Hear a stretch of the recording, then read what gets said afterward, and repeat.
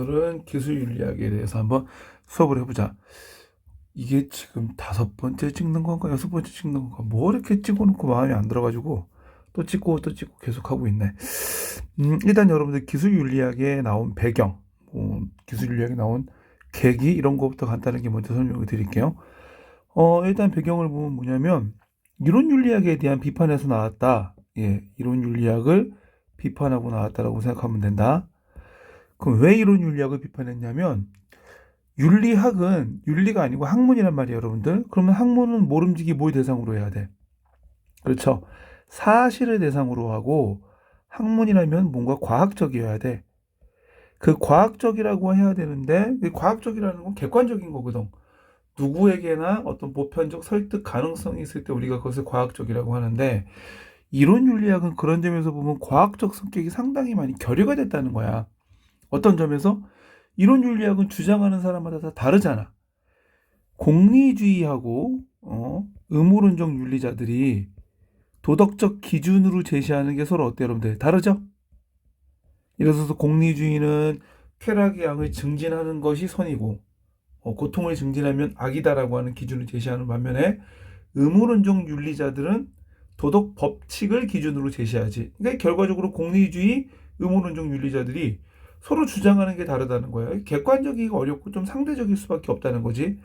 또 심지어 공리주의 안에서도 벤담 같은 양적 공리주의하고 그 다음에 밀과 같은 질적 공리주의자가 주장하는 기준이 또 달라.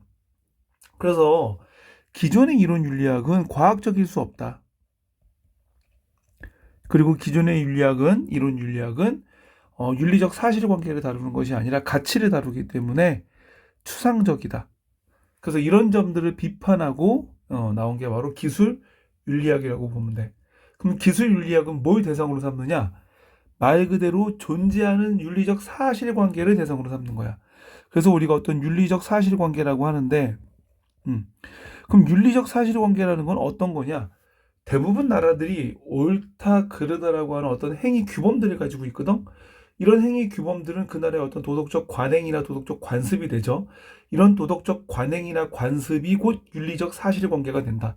그렇기 때문에 기술윤리학이 대상으로 삼는 것은 도덕적 관행이나 관습이 된다. 여러분 우리나라의 도덕적 관습이나 관행은 뭐가 있을까? 어렸을 때 왜 부모님 친구분들이 이렇게 용돈을 주면 부모님들이 인사하라고 시키잖아.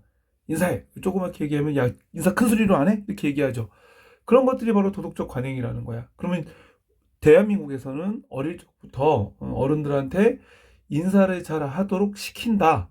이게 도덕적 사실인 거죠. 윤리적 사실이 되는 거야. 무슨 말인지 알았어?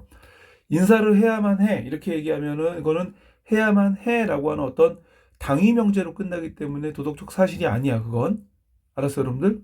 그런데 인사를 시킨다. 이거는 윤리적인 사실이잖아. 우리나라에서 실제 벌어지고 있는 일들이니까. 그럼 이때 윤리적 사실이라고 하는 건 뭐냐면 실제 존재하는 것들이죠. 그럼 존재하는 것들은 어떠냐?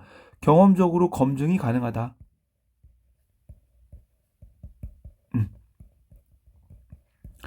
존재하는 것들은 경험적으로 검증 가능해요. 여러분들 확인할 수 있어. 해야만 한다, 해서는 안 된다. 이런 당위 법칙들은 경험적으로 검증이 불가능하지만 이런 일들이 벌어지고 있어라고 하는 어떤 윤리적 사실관계들은 충분히 검증이 가능합니다. 그래서 다시 한번 정리하면 기술윤리학의 대상은 경험적으로 검증 가능한 윤리적 사실, 도덕적 관행과 관습을 대상으로 한다. 그럼 이 양반들은 이러해서 목적이 어디에 있느냐? 목적은 뭐냐면 이런 윤리적 사실관계들을 과학적으로 설명하고 과학적으로 입증한다는 거야. 과학적으로 설명하고 과학적으로 입증한다. 여러분들 과학이라고 하는 게 뭐냐면 통상적으로 우리가 사회문화 시간에도 배우는데 과학이라고 하는 건 어떠한 사실관계에 인과관계를 밝혀내서 그것을 객관적으로 입증해내는 거예요, 여러분들. 뭐 한다고?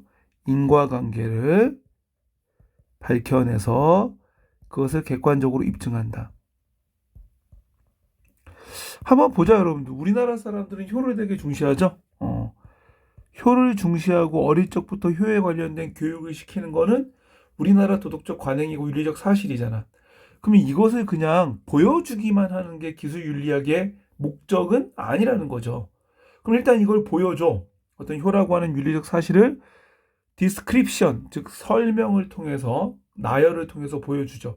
그리고 나서 그럼 도대체 왜 대한민국 사람은 효를 중시하는지에 대한 원인을 밝혀서 그 원인을 가지고 효의 어떤 도덕적 관행이라고 하는 윤리적 사실관계를 설명하는 거야.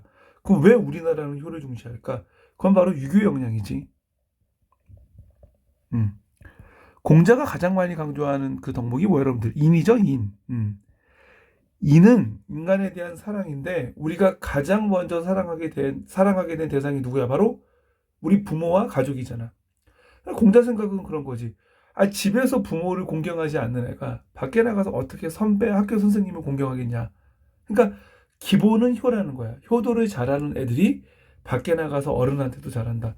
여러분들 생각해봐라. 좀. 야, 집에서 부모님이 뭐 얘기하는데 알았어. 됐어요. 뭐 이런 애들이 밖에 나가서 선생님이 얘기하는데 예, 그러십니까? 예, 알겠습니다. 그렇게 대답 안 할 거라는 거야. 무슨 말인지 알았어? 그래서 이런 유교적 사상이 있었기 때문에 효를 중시하는 도덕적 관행이 존재한다는 거죠. 이렇게 보면 여러분들 보세요 한번. 과학적이라고 하는 것은 곧 인과관계를 객관적으로 설명하는 거야. 알았어? 그리고 그것이 과학이라는 것은 곧 경험적으로 검증 가능한 사실을 대상으로 할 때 우리가 그것을 바로 과학이라고 하는 거지. 그럼 이런 과학적인 연구를 하는 것이 바로 이론 윤리학인데 그럼 도대체 이론 윤리학은 왜 과학적인 연구를 할까? 그것은 결과적으로 보면 이론 윤리학이 기술 윤리학이 이론 규범 윤리학에 대한 어떠한 한계를 지적하면서 과학적 윤리학의 필요성을 느꼈기 때문에 기술 윤리학이 등장했다는 거지. 요즘에 이게 지식인의 답변 달다 보면 뭐 여러분도 알다시피 내가 지식인의 지금 좀 있으면 이제 우주신, 이제 저희 대신 바로 밑에 우주신이 되는데 지식인 답변을 달다 보면은 요즘에 학생들이 많이 물어보는 게 있어. 그 중에 대표적인 이제 그 질문 내용들을 보면 첫 번째, 경험적으로 검증 가능한 윤리학이 뭐예요? 이렇게 물어보고 두 번째, 과학적으로 검증 가능한 또는 과학적 성격이 강한 윤리학이 뭡니까? 과학과 관련된다 이렇게 얘기하는 게 아니라 윤리학 자체가 과학적 성격이 강한데 그 과학적 성격이 강한 윤리학이 뭐냐? 그 다음 또 세 번째 나오는 게 인과관계의 입증을 목표로 하는 윤리학이 뭡니까? 이렇게 물어본다고. 이게 다 같은 거야, 같은 거. 무슨 말인지 알았어? 과학은 경험적으로 검증 가능한 사실을 대상으로 해야 되고 과학은 객관적으로 인과관계를 검증하는 것을 목표로 해. 그럼 객관적이니까 당연히 어때 여러분들? 같이 중립이지.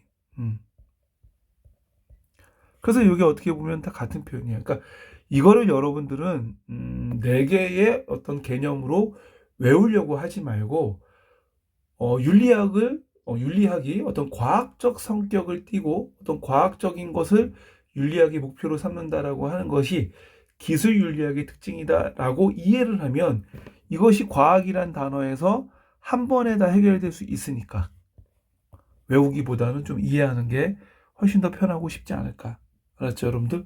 오늘은 그래서 기술 윤리학에 대한 설명을 했으니까 다시 한번 좀 어려운 사람들은 들어보고 그 다음에 개념 정리를 잘 할 수 있도록 수고했다.